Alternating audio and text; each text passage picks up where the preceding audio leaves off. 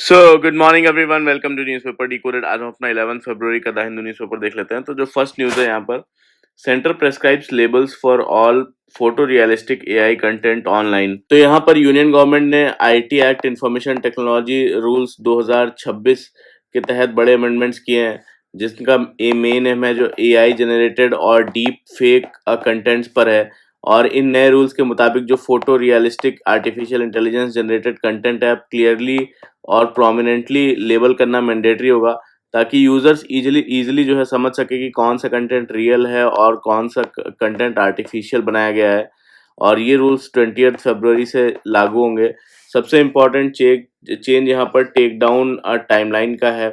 मतलब ये काफ़ी कम कर दिया गया है। पहले जहाँ सोशल मीडिया प्लेटफॉर्म्स को इलीगल कंटेंट हटाने का के लिए 24 से 36 घंटे मिलते थे, वहीं अब उन्हें सिर्फ जो है ये 2 से 3 घंटे मिलेंगे इसको हटाने के लिए इलीगल कंटेंट। तो या फिर कोर्ट या कोई एप्रोप्रिएट गवर्नमेंट के ऑर्डर पर कंटेंट 3 घंटे के अंदर हटाना होगा।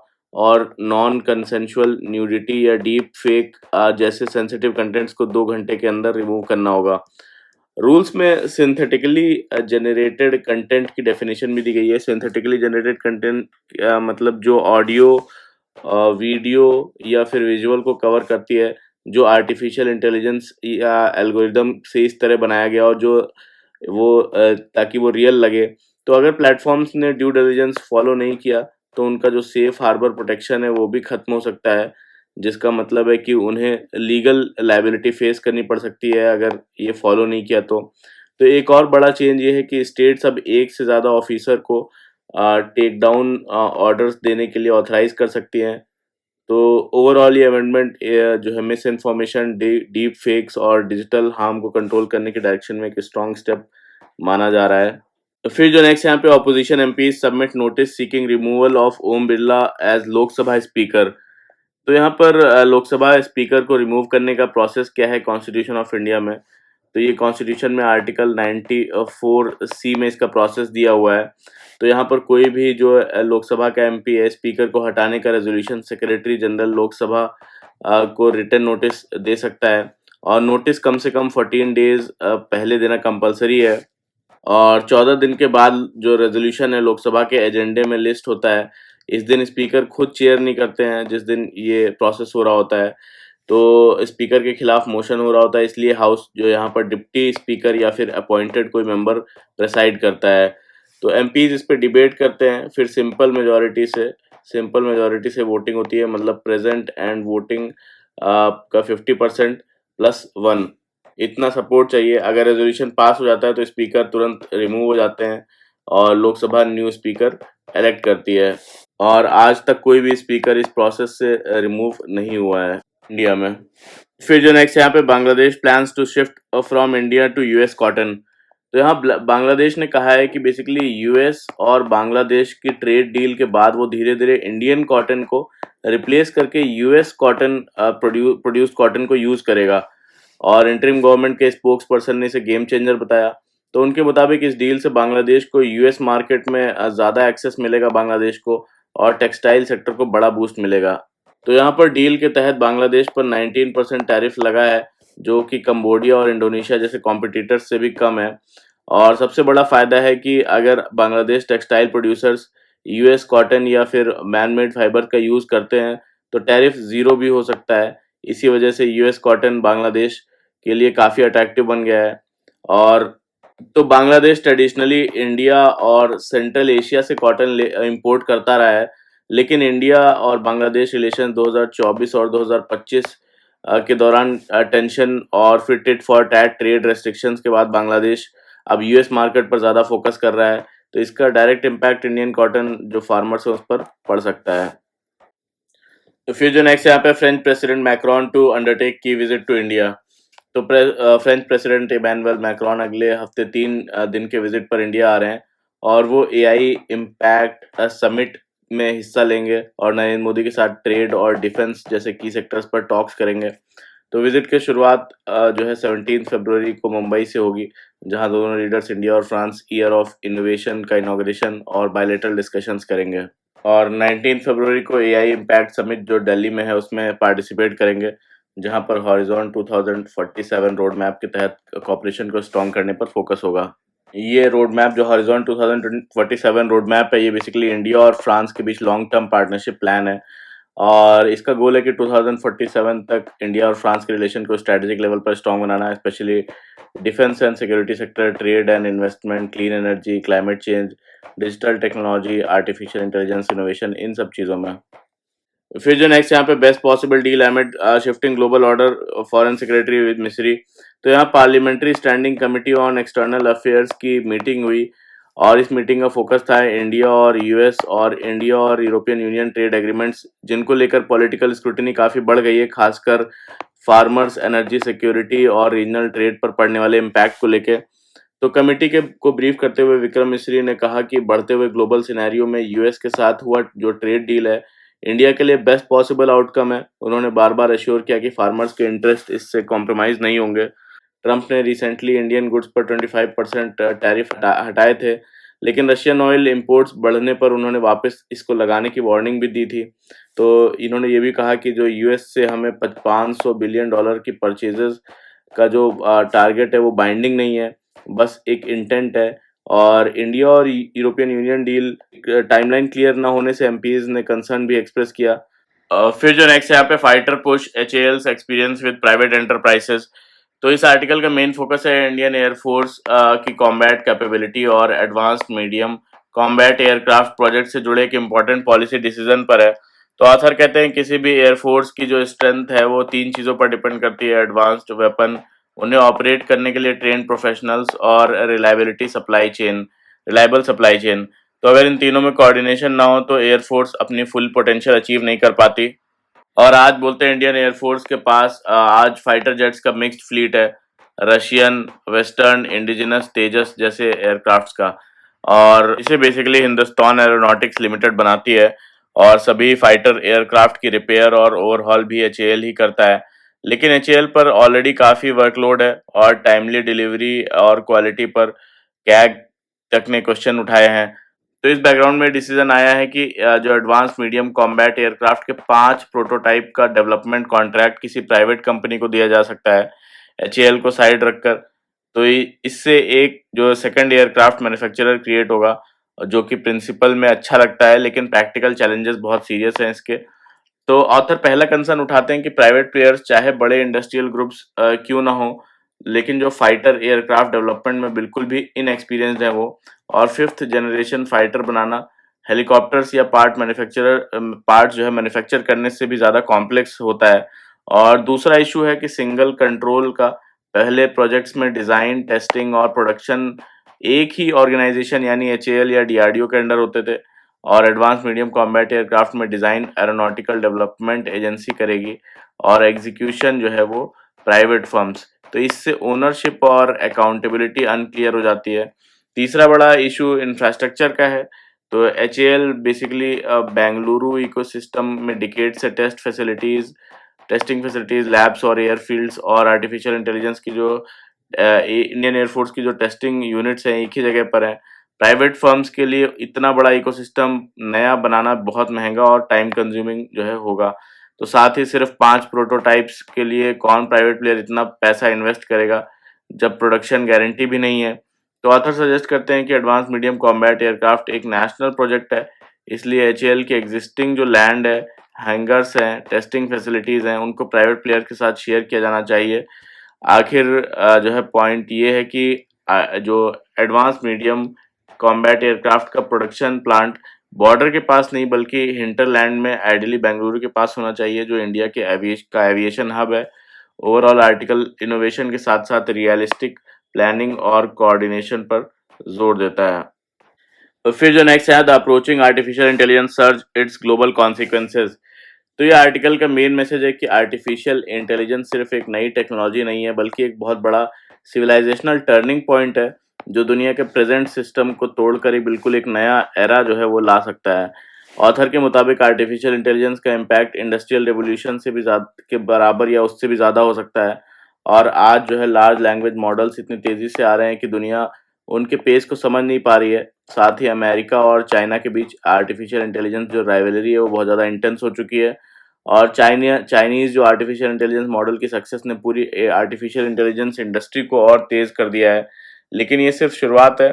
तो आर्टिकल में जो है मार्क कार्नी एक का जो वर्ल्ड इकोनॉमिक फोरम में डेवॉस स्पीच का रेफ़रेंस दिया गया है, जिसमें उन्होंने कहा है कि दुनिया जो है ट्रांज़िशन में नहीं जा रही बल्कि रप्चर में जा रही है। यानी कि जहाँ ट्रेड, टैरिफ, फाइनेंस और सप्लाई चेन की को जो है वेपन की तरह यूज़ किया जा रहा है। लेकिन ऑथर का कहना है कि कार्नी ने सबसे बड़े डिसरप्टर यानी आर्टिफिशियल इंटेलिजेंस को इग्नोर कर दिया।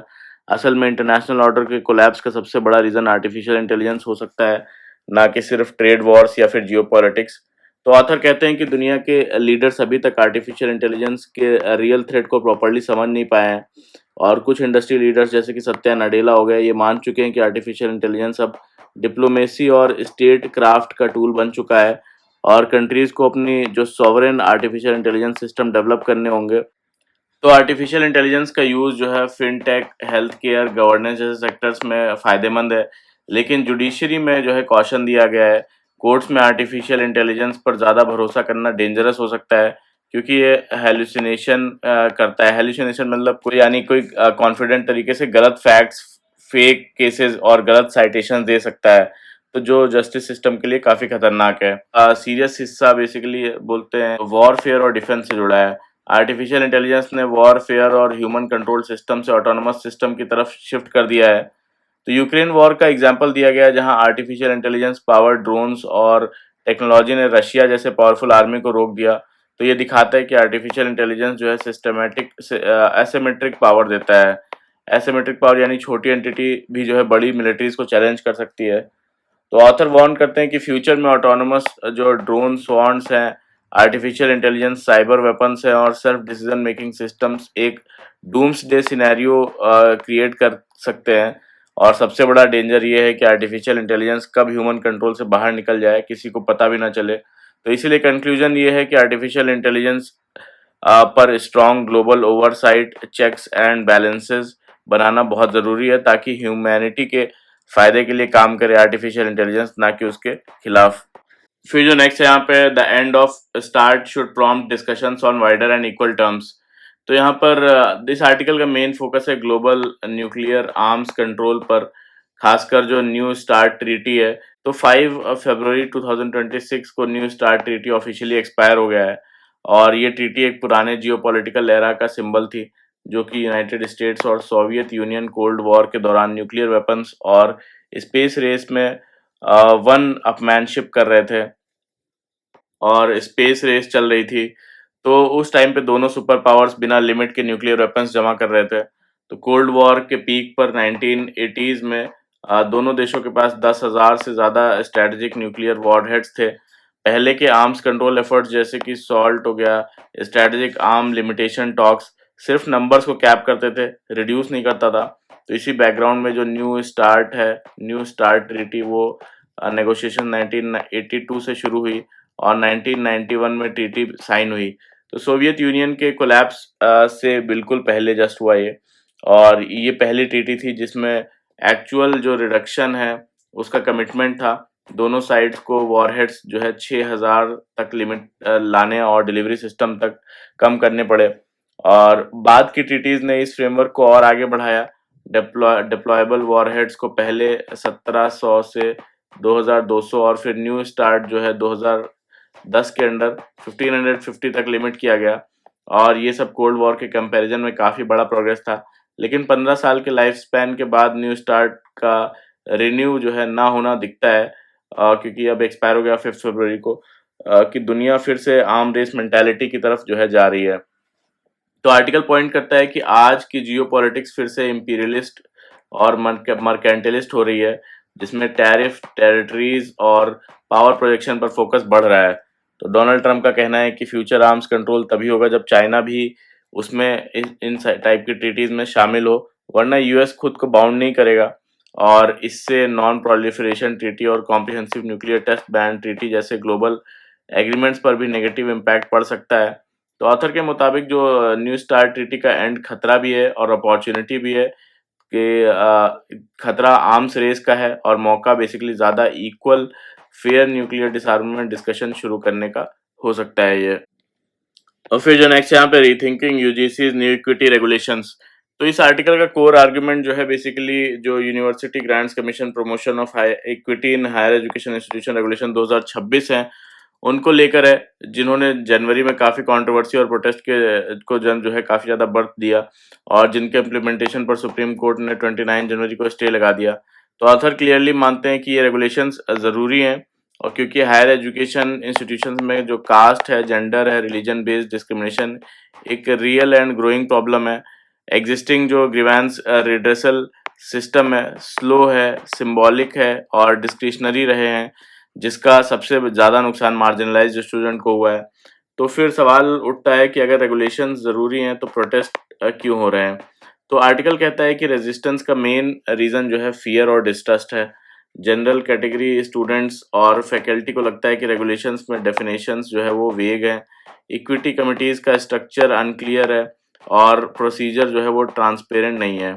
तो रेगुलेशन का एक मेन फीचर है कि स्पीड इसकी, यानी कि कंप्लेंट्स का तुरंत एक्नॉलेजमेंट होना, फास्ट इंक्वायरी और फिक्स टाइमलाइंस। लेकिन ऑथर आर्ग्यू करता है कि जो स्पीड एंड फेयरनेस है हमेशा साथ साथ नहीं चलते। जल्दी प्रोसेस और अनक्लियर रूल्स का कॉम्बिनेशन इंस्टीट्यूशंस, टीचर और स्टूडेंट्स हैं सब में एंग्जाइटी क्रिएट करता है। यूनिवर्सिटीज़ को डर होता है कि अगर उन्होंने कंप्लायंस में डिले किया तो यूजीसी पेनल्टीज या फंडिंग कट या फिर डी रिकॉग्नाइज कर सकती हैं। यहाँ पर आर्टिकल यूएस यूनिवर्सिटीज के 2010 के एक्सपीरियंस का एग्जांपल देता है, जहाँ पर अमेरिका के यूनिवर्सिटीज पर प्रेशर था कि सेक्सुअल मिसकंडक्ट कंप्लेंट्स को जल्दी सॉल्व किया जाए। तो रिजल्ट ये हुआ कि इंस्टीट्यूशंस ने स्पीड को प्रायोरिटी दी, ड्यू प्रोसेस यानी कि fair hearing, evidence, cross questioning weak पड़ गए। तो कई केसेस में स्टूडेंट्स को बिना प्रॉपर इंक्वायरी के पनिश कर दिया गया। तो यूजीसी के कॉन्टेक्स्ट में प्रॉब्लम क्या है कि यूजीसी रेगुलेशंस में टाइमलाइंस बहुत ही टाइट हैं, डेफिनेशंस अनक्लियर हैं और पेनल्टीज भी हैवी हैं। तो यहीं से एक इम्पॉर्टेंट कॉन्सेप्ट आता है थिन प्रोसेस का। जब प्रोसीजर जो है वो वीक हो जाता है और ट्रस्ट टूट जाता है। तो सबसे वरिंग पॉइंट ये है कि कंप्लेंट ड्रिवन मॉडल में वही लोग ज़्यादा बेनिफिट उठा पाते हैं जो इंस्टीट्यूशनल लैंग्वेज और सिस्टम को अच्छे से समझते हैं, और रूरल स्टूडेंट और लिंग्विस्टिक माइनॉरिटीज़ के लिए डिस्क्रिमिनेशन को फॉर्मल कंप्लेंट्स में कन्वर्ट करना बहुत मुश्किल होता है। तो रिजल्ट होता है कि जो सिस्टम मार्जिनलाइज्ड वॉइसेस को एम्पावर करना चाहता है वही इंस्टीट्यूशनली फ्लुएंट लोगों को ज़्यादा पावरफुल बना देता है। तो कंक्लूजन में बोलते हैं ऑथर की यूनिवर्सिटी जो है जस्टिस रेस नहीं होनी चाहिए, उनमें अर्जेंसी के साथ साथ क्लैरिटी, पेशेंस और जो स्ट्रॉन्ग प्रोसीजर भी होने चाहिए, वरना इक्विटी के नाम पर सिर्फ कंप्लायंस थिएटर बनेगा, यानी कि दिखावा होगा सिर्फ बिना रियल रिफॉर्म्स के। तो फिर जो नेक्स्ट यहाँ पे why Canada can't leverage oil like China did rare earth. तो ये आर्टिकल बेसिकली यूएस और कनाडा के रिलेशंस में आई जो बढ़ती टेंशन है और बार्गेनिंग पावर का एनालिसिस है। तो आर्टिकल बताता है कि डोनाल्ड ट्रंप ने कनाडा पर प्रेशर बढ़ाते हुए एक नया थ्रेट दिया है। उन्होंने कहा है कि कनाडा और यूएस को जो जोड़ने वाला ब्रिज है, लगभग जिसकी कॉस्ट 4.6 बिलियन डॉलर्स तक है, वो ओपन नहीं होने देंगे जब तक कनाडा यूएस को कंपनसेट ना करे। और ट्रंप के सेकेंड टर्म की शुरुआत से ही कनाडा के खिलाफ उनका एग्रेसिव स्टैंस ले रहे हैं। उन्होंने कनाडा को यूएस का 51st स्टेट तक बोल दिया था। कैनेडियन पीएम है मार्क कार्नी, उन्होंने चाइना के साथ डील की है जिसमें चाइना के इलेक्ट्रिक व्हीकल्स पर टैक्स कम कर दिया गया है। उसके बदले कैनेडियन फार्मर्स जो हैं उनको फ़ायदा मिलेगा चाइना में। तो इससे ट्रंप और गुस्सा हो गए और उन्होंने कनाडा के सारे इंपोर्ट्स पर 100% टैरिफ लगाने की धमकी दे दी। तो डेवॉस में बेसिकली वर्ल्ड इकोनॉमिक फोरम में कनाडा के पीएम ने ओपनली बोला कि दुनिया का रूल बेस्ड सिस्टम खत्म हो रहा है और जो कंट्रीज मीडियम पावर हैं मिलकर खड़ा होना पड़ेगा, वरना स्ट्रॉन्ग कंट्रीज उन्हें एक्सप्लॉइट करेंगे। तो यहाँ पर आर्टिकल पूछता है कि कनाडा के पास चाइना जैसा स्ट्रॉन्ग बार्गेनिंग चिप है क्या कोई? चाइना ने बेसिकली यूएस के टैरिफ वॉर के दौरान रेयर अर्थ मिनरल्स का लीवरेज यूज किया, क्योंकि यूएस इनके लिए चाइना पर हैवीली डिपेंडेंट है। और कनाडा के केस में थ्योरी में एक लीवरेज है एनर्जी एक्सपोर्ट्स का। 2024 में यूएस की लगभग 60% जो क्रूड ऑयल इंपोर्ट है वो कनाडा से हो रही है। लेकिन प्रैक्टिकल प्रॉब्लम ये है कि कनाडा खुद यूएस पर इतना डिपेंडेंट है, उसका 95% जो क्रूड ऑयल एक्सपोर्ट यूएस को ही जाता है और पाइपलाइंस भी यूएस के थ्रू ही होके जाती हैं। मतलब कनाडा चाहे भी तो आसानी से सप्लाई यूएस को रोक नहीं सकता। तो यहाँ पर कुछ नॉर्दर्न यूएस स्टेट्स पर काफ़ी कनाडा पर काफ़ी डिपेंड करते हैं, लेकिन उनका ओवरऑल वॉल्यूम इतना बड़ा नहीं है कि पूरी यूएस इकोनॉमी पर प्रेशर डाल सके। तो यहाँ पर कैनेडियन पीएम के स्ट्रॉन्ग वर्ड्स के बावजूद जो कनाडा के पास चाइना जैसी हार्ड लीवरेज नहीं है, इसीलिए ट्रम्प के साथ बार्गेनिंग करना उसके लिए काफ़ी मुश्किल होगा। फिर जो नेक्स्ट है यहाँ पे recording for India's aviation sector. तो ये आर्टिकल इंडिया के सिविल एविएशन सेक्टर की सीरियस प्रॉब्लम को हाईलाइट करता है। पिछले साल एविएशन सेक्टर में काफ़ी टर्बुलेंस देखा गया। अहमदाबाद क्रैश जो जून 2025 में हुआ, इसमें और मास फ्लाइट कैंसिलेशंस हो गई, लंबी डिलेज हो गई, इन सब ने सिस्टम की कमजोरी को एक्सपोज कर दिया है। और मार्केट में मेनली दो बड़े प्लेयर्स हैं यहाँ पर, एक इंडिगो है और एक एयर इंडिया ग्रुप है, जो मिलकर लगभग 90% डोमेस्टिक मार्केट को कंट्रोल करते हैं एविएशन में। और इस जो डुओपोली है उसकी वजह से अगर एक एयरलाइन में प्रॉब्लम आती है तो पूरा सिस्टम इम्पैक्ट हो जाता है। तो सबसे बड़ी प्रॉब्लम है यहाँ पर पायलट शॉर्टेज की, और नए जो flight duty timing limitation rules ने पायलट्स के वर्किंग आवर्स कम कर दिए, जो कि सेफ्टी के लिए ज़रूरी था, लेकिन इंडिगो के पास एयरक्राफ्ट के हिसाब से काफ़ी पायलट्स नहीं थे। तो ग्लोबल स्टैंडर्ड्स के मुताबिक हर एयरक्राफ्ट के लिए लगभग 18 to 20 पायलट्स चाहिए, और जबकि इंडिगो का रेशियो लगभग 14 था। तो इस मिसमैच की वजह से दिसंबर में डिसरप्शन हुआ, और इंडिगो में एविएशन ग्रो तो फास्ट हुआ, लेकिन पायलट की ट्रेनिंग कैपेसिटी उस स्पीड से नहीं बढ़ी।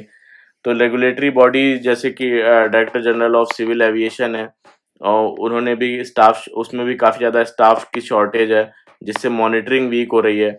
तो सेफ्टी नोटिसेज और वायलेशंस बढ़ रहे हैं, जो दिखाता है कि सिस्टम अपने लिमिट्स के पास चल रहा है।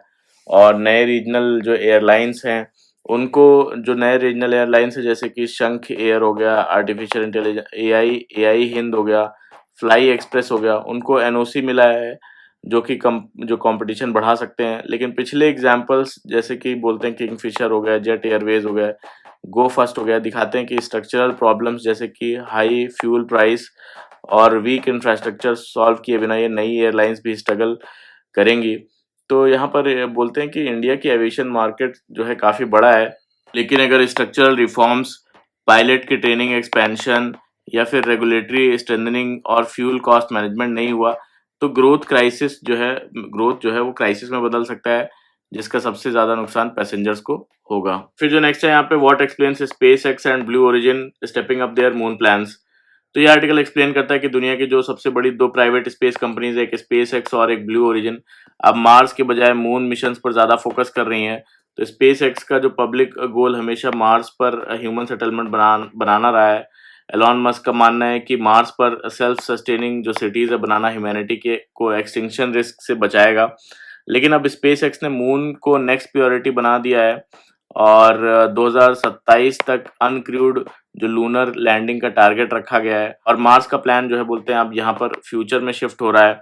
तो ब्लू ओरिजिन के फाउंडर जो जेफ बेजोस हैं, उनका विजन अलग है। तो यहाँ पर इनका फोकस है कि जो फ्यूचर में हैवी इंडस्ट्रीज हैं जैसे steel plant, manufacturing, energy production earth पर नहीं बल्कि स्पेस में शिफ्ट किया जाए। पॉल्यूशन और हैवी इंडस्ट्रीज को स्पेस में ले जाना चाहिए। लेकिन अब जो ब्लू ओरिजिन है वो भी नासा के जो आर्टेमिस प्रोग्राम है उसमें मून लैंडर यानी कि लूनर लैंडर डेवलप करने पर फोकस कर रहा है, और अपना जो space tourism programme temporarily hold पर डाल दिया उसने। तो मून पर जाना मार्स से भी काफ़ी ज़्यादा इजी है, सिर्फ एक हफ्ते का सफ़र है, फ्रीक्वेंट लॉन्च विंडोज़ हैं और रियल टाइम कम्युनिकेशन पॉसिबल है। तो मार्स मिशन में जो लॉन्च अपॉर्चुनिटी है 26 महीने में एक बार मिलती है, और ट्रैवल मंथ्स काफ़ी ज़्यादा लंबा टाइम लेता है। तो इस पाइवॉट का एक रीज़न पॉलिटिकल भी है। बोलते हैं कि नासा का जो करंट प्रायोरिटी है मून फर्स्ट एजेंडा है, स्पेशली चाइना के साथ स्पेस रेस के कॉन्टेक्स्ट में। तो मून पर सक्सेस जियोपॉलिटिकल लीडरशिप का सिंबल बन गया है, और कंपनीज को शायद पहले से पता था कि मून ही नेक्स्ट स्टेप होगा, लेकिन जो ब्रांडिंग है मार्स पर सेंटर्ड थी। अब इंटरनल स्ट्रेटजी और पब्लिक नैरेटिव अलाइन हो रहे हैं, मून पहले और मार्स बाद में। फिर जो नेक्स्ट यहाँ पे, बजट सप limit but NRIs hold 0.6% of NSE firms. तो यहाँ पर बोला जा रहा है कि एनआरआईज का इंडियन स्टॉक मार्केट में पार्टिसिपेशन काफ़ी कम है, इवन आफ्टर गवर्नमेंट ने इन्वेस्टमेंट लिमिट बढ़ा दिए हैं। यहाँ पर चेंजेस क्या हुए थे कि पहले जो फेमा है, फेमा के under foreign exchange management act, उसके अंदर एक जो इंडिविजुअल एनआरआई है वो इंडियन कंपनी में मैक्सिमम 5% तक इन्वेस्ट कर सकता था, और सारे जो एनआरआईज हैं वो मिलकर लगभग 10% तक होल्डिंग रख सकते थे। और अब यूनियन बजट 2026 और 27 में क्या चेंज हुआ है कि इंडिविजुअल एनआरआईज की लिमिट 5% से बढ़ाकर 10% तक कर दी गई है। और एग्रीगेट जो एनआरआईज हैं उनकी लिमिट जो है 10% से बढ़ाकर 24% कर दी गई है। और यानी कि इससे ज़्यादा अगर करनी होती थी अगर, तो फिर आरबीआई की अप्रूवल लेना पड़ता था, और अब यहाँ पर इतने परसेंट तक करने पर आरबीआई की अप्रूवल की ज़रूरत नहीं होगी। लेकिन ये बढ़ने के बाद भी एनआरआईज का जो एक्चुअल इन्वेस्टमेंट है सिर्फ 0.6% के आसपास ही है। फिर जो नेक्स्ट यहाँ पे, will hand over power to elected government fast says Mohammad Yunus. तो यहाँ पर बांग्लादेश में 12 फरवरी को इलेक्शंस होने वाले हैं, और ये सिर्फ नॉर्मल इलेक्शन नहीं माना जा रहा। एंट्रिम गवर्नमेंट जो यहाँ पर है उनके चीफ एडवाइजर मोहम्मद यूनुस ने कहा है कि ये देश के फ्यूचर का फैसला करेगा।